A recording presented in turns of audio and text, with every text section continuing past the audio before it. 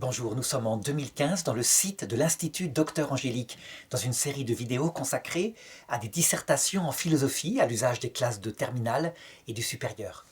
Attention, ces dissertations ne sont pas faites pour être simplement copiées comme cela, mais plutôt pour donner des idées, des pistes de réflexion, des exemples qui serviront pour votre propre dissertation. Alors le sujet d'aujourd'hui touche à ce qu'on peut appeler la philosophie critique, c'est-à-dire ce regard sur les sciences. Et il s'intitule ainsi « Doit-on se méfier de la science ?»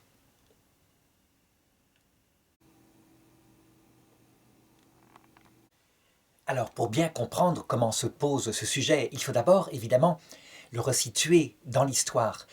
Les sciences modernes et la science en général a pris un essor extraordinaire en Europe occidentale à partir, je dirais, du Moyen-Âge, de saint Thomas d'Aquin, du siècle de saint Thomas d'Aquin. C'est cet homme-là qui dit que science et foi doivent marcher ensemble comme deux affectionnés. Tandis qu'à l'inverse, à la même période, dans l'islam, eh bien, les décisions salafistes consistent à dire que la science empêche une lecture humble et soumise du Coran. On verra donc l'Occident monter dans le domaine de la science et de la technologie, tandis que l'Orient musulman plutôt entrera en décadence. Seulement, cet apport extraordinaire des sciences n'est pas fait que de choses bonnes. La guerre 14 a marqué un tournant. On peut dire que le positivisme qui date du XIXe siècle, qui consiste à exalter le progrès comme quelque chose d'absolument merveilleux, meurt en quelque sorte dans les tranchées de Verdun, où la science, la technologie, sert pour les pires des choses, mises au service de consciences dépravées. Alors, pour bien traiter de ce sujet, je crois qu'il faut considérer que le mot « science » a deux sens qui vont nous intéresser dans ce sujet. D'abord, on peut parler de science en ce sens d'une spéculation pour connaître le réel, une spéculation pure, c'est-à-dire le but est de connaître, la seule joie de connaître. C'est ce qu'on appelle actuellement la science fondamentale. Et autre mot, autre sens du mot, les sciences appliquées, les sciences pratiques, celles qui aboutissent à des technologies qui peuvent être utiles ou nuisibles pour l'homme. Et donc pour traiter de ce sujet, dans une première partie, nous nous demanderons si l'homme doit se méfier des sciences spéculatives, doit se méfier de la connaissance recherchée pour elle-même. Et dans un deuxième sujet, les sciences pratiques.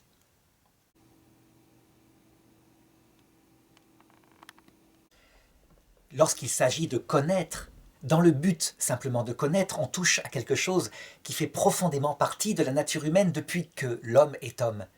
On peut dire que chez nos ancêtres, au Paléolithique, ce qu'il y avait derrière la colline était intéressant. Et puis ensuite on trouvait une autre colline, on allait voir ce qu'il y avait derrière. C'était plus fort que soi, si bien que l'humanité la Terre fut entièrement peuplée, on peut dire, sauf en dernier lieu l'Amérique du Nord, mais même l'Australie fut peuplée au tout début du Paléolithique. Donc l'homme aime connaître, il aime connaître pour connaître. Cependant, dès le début de la Genèse, donc un livre qui raconte la création du monde, avec un style mythique, on voit que la connaissance, même pour la connaissance, peut être ambiguë. Il est raconté que dans le jardin d'Éden, Dieu avait dit à Adam et Ève « Vous pouvez manger de tous les arbres, sauf de l'arbre de la connaissance du bien et du mal », que certains commentateurs juifs interprètent comme une connaissance orgueilleuse, où l'homme décide lui-même du bien et du mal, alors que Dieu a appelé autre chose le bien et le mal. D'après cette histoire fondatrice de la civilisation occidentale, Adam et Ève furent tentés, parce qu'ils étaient des hommes libres, de choisir de manger l'arbre du bien et du mal, et en conséquence, Dieu disparut, se cacha par rapport à ce jardin. C'est ce que les juifs, les chrétiens et les musulmans appellent la faute du départ, la faute originelle. Mais parallèlement, il faut dire qu'il y a aussi dans ce texte-là un ordre de Dieu qui dit, dès le début, dès la création de l'homme, « Je vous donne toute la nature et vous nommerez les espèces, vous donnerez un nom aux espèces. » Et Dieu regarda comment l'homme nommait les espèces. Nommer, ça veut dire mettre un ordre, mais aussi connaître profondément tout ce qui est présent dans la création. Et donc on le voit, il y a un sens positif dans ce texte-là, dès le départ, de la connaissance, qui n'a comme but évidemment que de connaître, puisque nommer ne sert à rien finalement.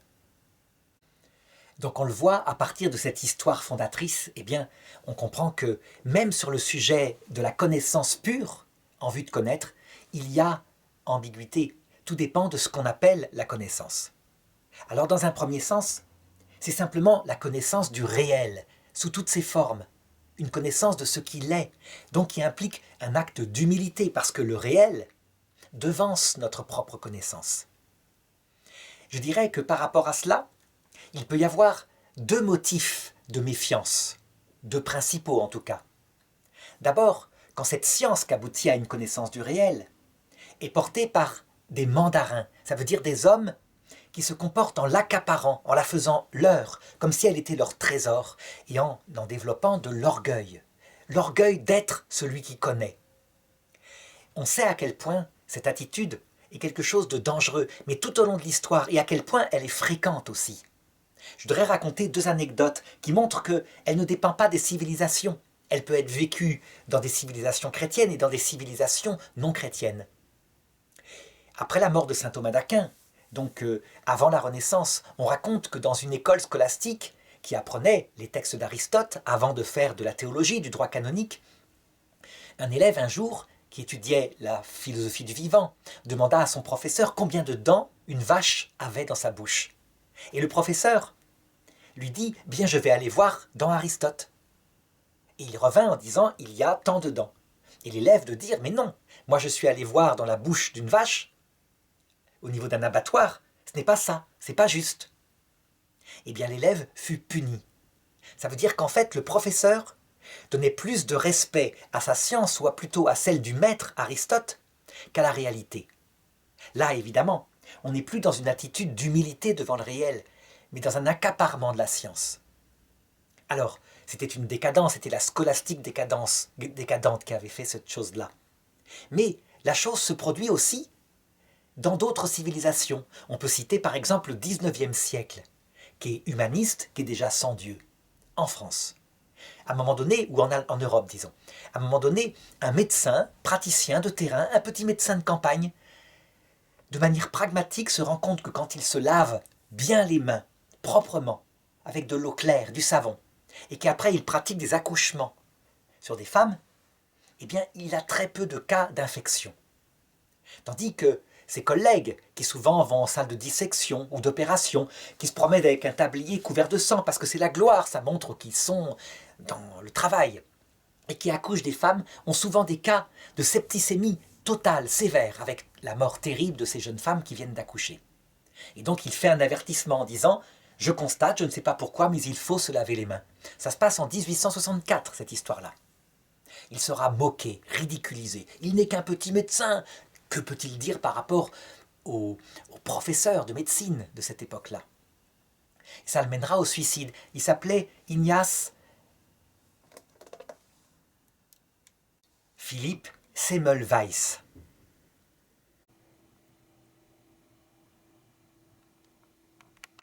Seulement, si on analyse bien, est-ce que c'est de la science qu'il faut se méfier ici, ou plutôt de l'usage orgueilleux qu'en fait le scientifique?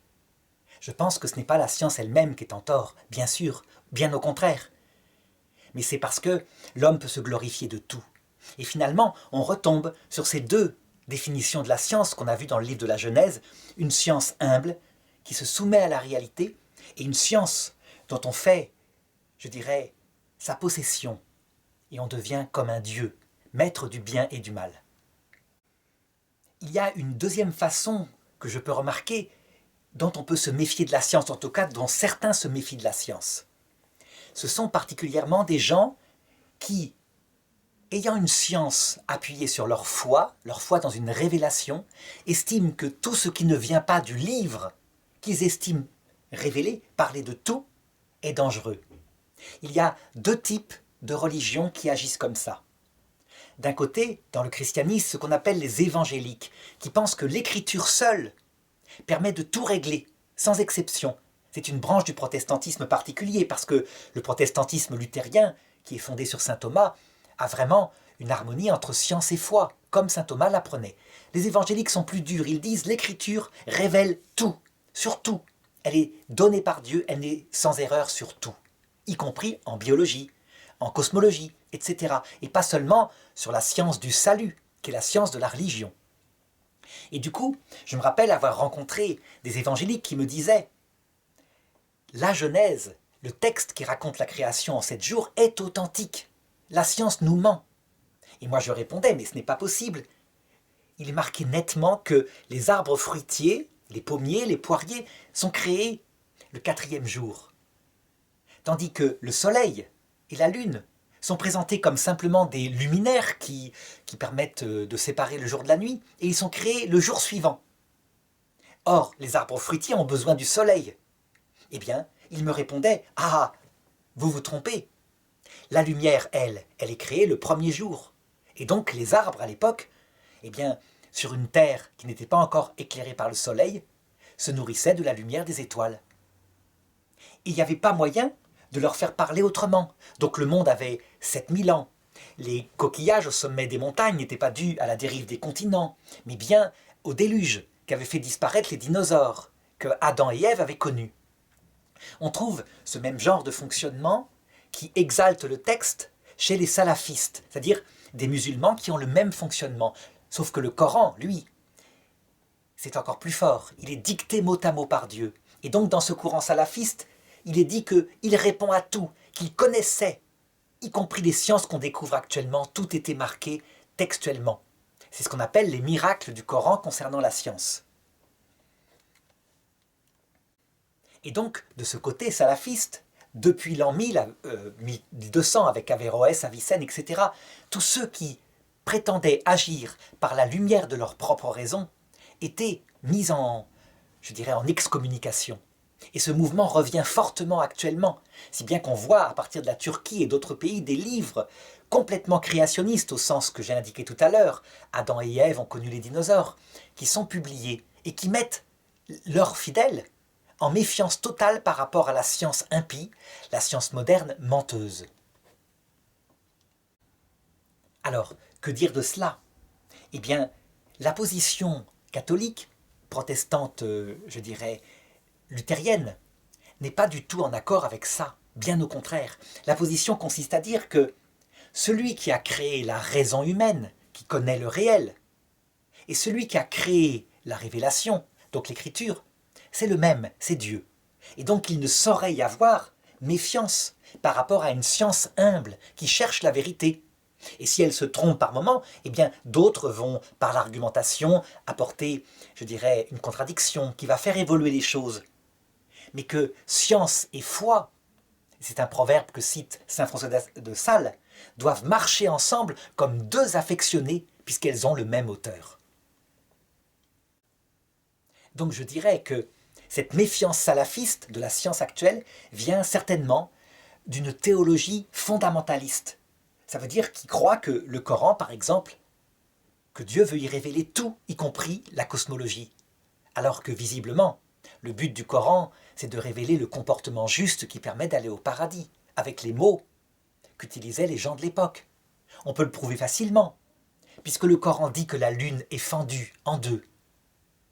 On sait bien maintenant que c'est impossible, puisque la lune, à l'intérieur, est une sphère brûlante, avec de la lave, donc elle ne peut pas être brûlée en deux. Elle est forcément unifiée.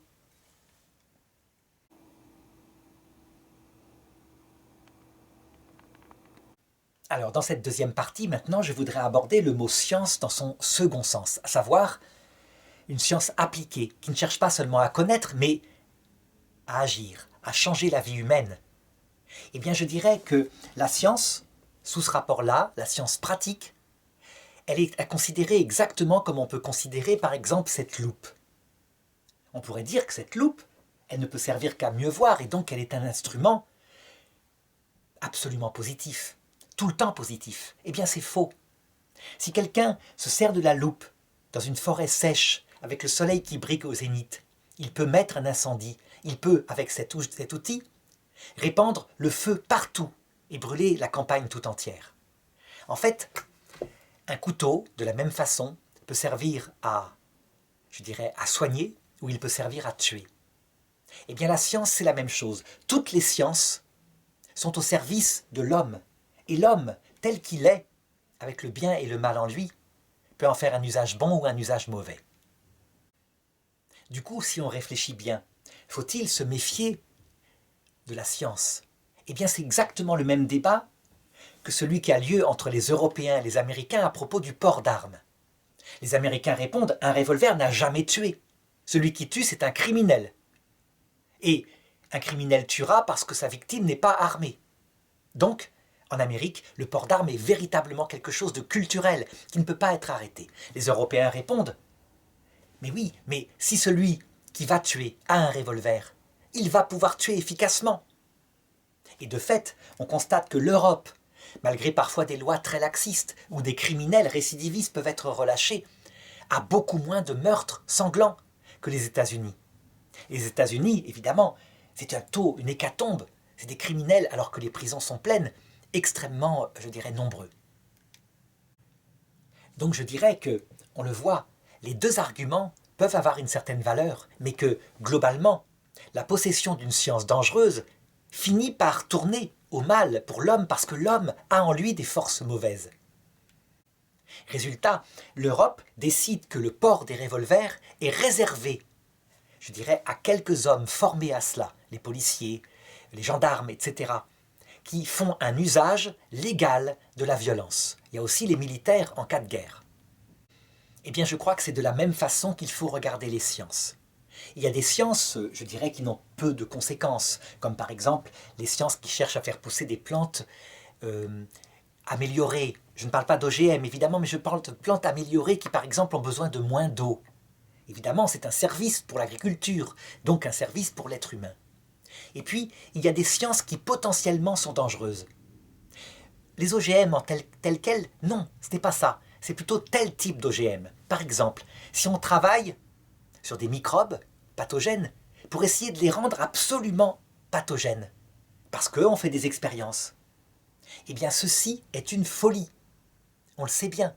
Un OGM touchant un microbe pour le rendre pathogène, uniquement, par exemple, pour la connaissance et pas au service de l'armée. C'est une folie parce que si la fiole tombe par terre, qu'elle se casse, on ne rattrapera pas ce microbe ultime. De la même façon, le nucléaire n'est pas en jeu. Le nucléaire civil est quelque chose de formidable parce qu'il n'émet pas de CO2. On parle des déchets ultimes. Les déchets ultimes, c'est un problème secondaire, je dirais. Quand on réfléchit bien, puisque le nucléaire vient de la Terre, il peut retourner à la Terre. Et donc l'enfouissement profond, je dirais, véritablement est une solution. Le problème, c'est que le nucléaire peut être aussi militaire. Et que l'outil en question a été développé dans le monde de telle manière que les États-Unis, l'URSS, la France, Israël, la Chine ont de quoi détruire plusieurs fois, plusieurs centaines de fois la Terre, s'ils se servaient de leur arsenal. Il y a quelque chose qui est une folie, tout simplement parce que l'homme peut devenir fou au cours des générations. On sait que le nucléaire a empêché la guerre froide parce qu'elle était entre gens raisonnables, qui voulaient vivre sur Terre. Ils savaient que s'ils utilisaient la bombe, l'autre les nucléariserait. Mais avec les djihadistes, donc en 2015, qui arrivent et qui ne rêvent que d'une chose, mourir pour aller au ciel et entraîner le plus de victimes possible parmi les mécréants. La dissuasion nucléaire est une gageure. Si ces gens-là avaient la bombe atomique, ils s'en serviraient tout de suite et la répercussion en retour ne les inquiéterait pas du tout, bien au contraire, elle leur permettrait d'atteindre le but de leur vie. Résultat, je dirais que, comme pour le revolver, il y a des sciences dont on doit se méfier parce que l'homme est un animal qui varie beaucoup au cours des générations, qui peut être paisible. Que la France ait la bombe atomique actuellement, ça ne fait pas peur. Mais si la France avait eu la bombe atomique en 1916, ça ferait peur. Et pourtant, il n'y a qu'un siècle de différence. Donc on voit le risque énorme. Imaginons que la Chine soit prise de la même folie que le djihadisme. Ce serait véritablement catastrophique. Donc l'espèce humaine, à cause de la présence même de ce revolver énorme qui s'appelle la bombe nucléaire, est en danger. On peut même faire la même remarque sur des armes de destruction massive, etc. La méfiance est donc de mise absolue, c'est une question de sagesse.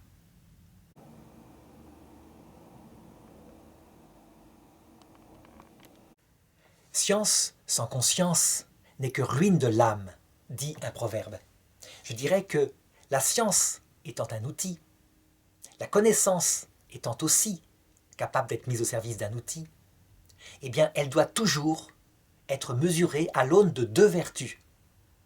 Premièrement, la prudence, cette vertu de l'intelligence qui regarde les conséquences possibles, qui sait prendre les précautions. Mais attention, la prudence ne veut pas dire arrêter tout progrès. Il y a un intégrisme de la prudence qui fait que si elle avait eu lieu à l'époque de l'invention des trains, jamais les trains n'auraient été mis en circulation. Deuxième vertu, la sagesse. La sagesse, c'est autre chose. C'est quelque chose qui regarde le sens ultime de la vie humaine. Qu'est-ce qu'il fait sur Terre? Est-ce qu'il y a une vie après la mort? Est-ce qu'il y a un projet pour l'humanité?